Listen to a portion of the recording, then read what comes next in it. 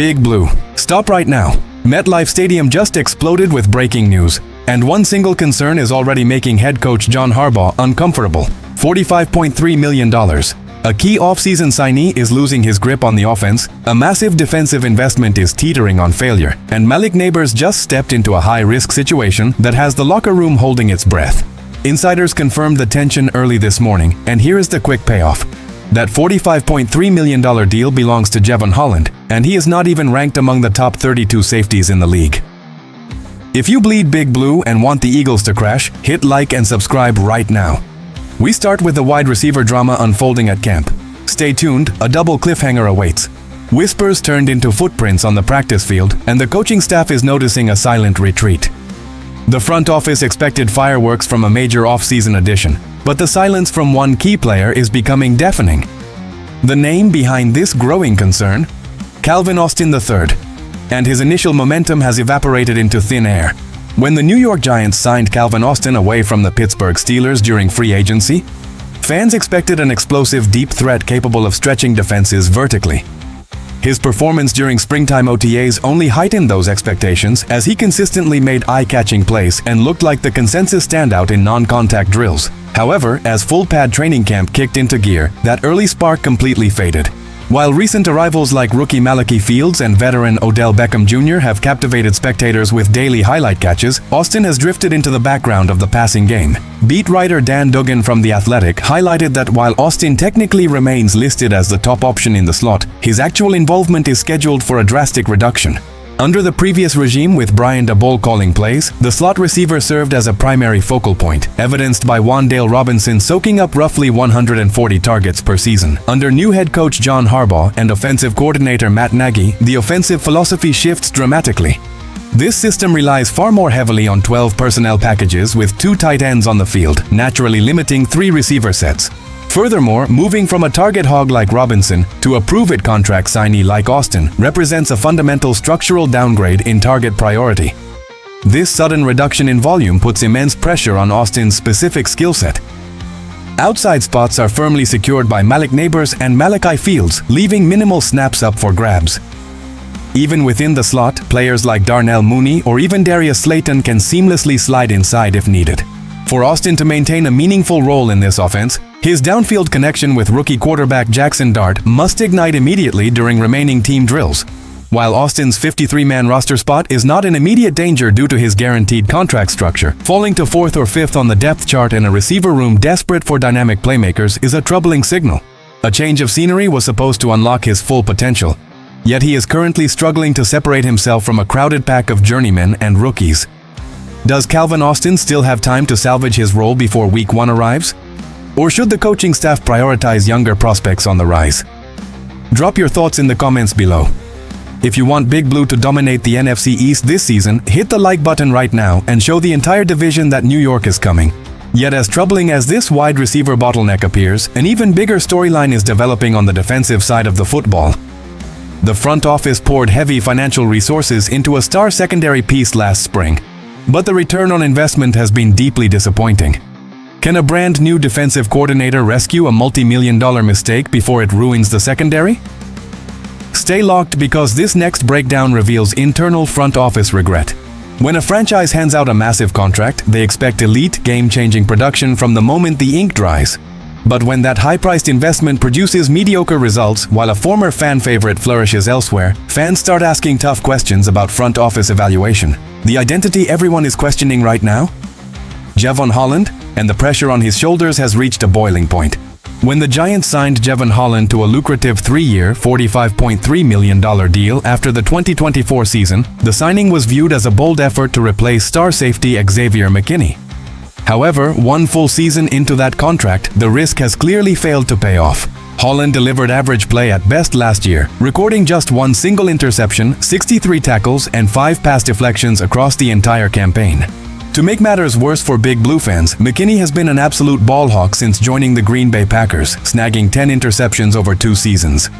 Holland earns just $1.65 million less per year than McKinney, making the comparison painful for the front office. While Holland was dependable in run support, missing only 7 tackles, he struggled immensely in pass coverage.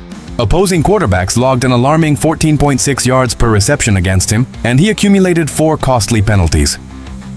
Pro Football Focus analyst Bradley Locker recently released his rankings of the top 32 safeties in the NFL, and Holland was completely left off the list. While a nagging knee injury midway through the season undoubtedly limited his movement, the front office expected a Pro Bowl-level playmaker, not an average defender struggling to stay afloat. Fortunately for Holland, the arrival of new defensive coordinator Denard Wilson could provide the exact tactical reset his career desperately needs. Wilson brings a defensive philosophy built around aggressive press coverage on the perimeter, designed to disrupt the timing of opposing passing games right at the line of scrimmage. When cornerbacks successfully jam receivers, deep safeties receive vital extra seconds to diagnose routes and react to the quarterback's eyes. Crucially, Wilson utilizes 2 deep safety structures at a remarkably high rate, usually deploying cover 2 or quarters coverages. Last season with the Tennessee Titans, Wilson used 2 deep safety alignments on 48.5% of defensive snaps compared to the Giants' modest 37.5% rate. This scheme relieves the immense burden placed on single high safeties and allows Holland to play with clearer vision and better leverage. Furthermore, Wilson frequently disguises his pre-snap coverages, confusing young quarterbacks and generating opportunistic turnover chances for secondary defenders. With a scheme tailored to his instincts and entering training camp at full health, Holland possesses every tool necessary to bounce back and make fans forget about McKinney. Do you believe Denard Wilson's system will transform Jevon Holland back into an elite safety this year? Let us know in the comments section below. Smash that like button and subscribe if you believe this defense will shock the league in 2026. While Holland works to justify his contract, an alarming situation is unfolding with the team's most valuable offensive weapon. A risky training camp decision by the coaching staff has analysts shaking their heads in disbelief, and one wrong hit could ruin the entire season before Week 1 even kicks off. Let's dive right into this high-stakes decision.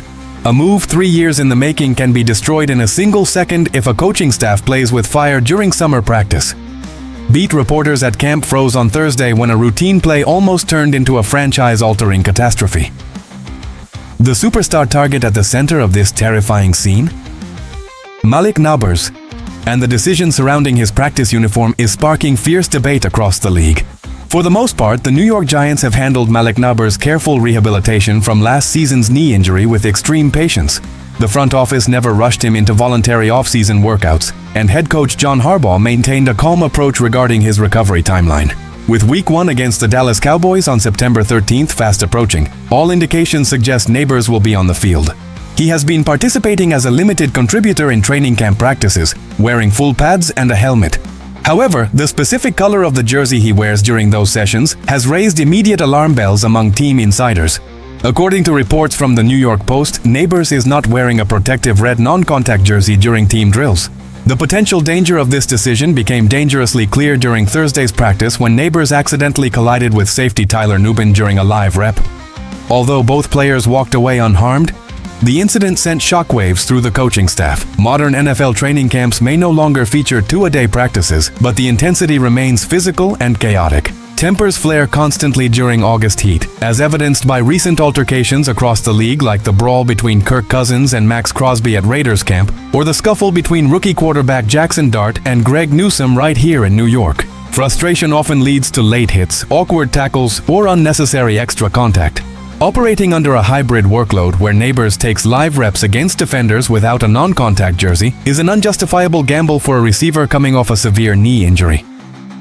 This decision is especially baffling given the sheer fragility of the wide receiver depth chart. The front office was forced to sign 3 veteran free agents, Odell Beckham Jr., Juju Smith-Schuster, and Braxton Berrios, in June just to field a competent group alongside Darnell Mooney, Calvin Austin, and Malachi Fields. Nabers is the indisputable focal point of this offense and the single most critical factor in Jackson Dart's rookie development.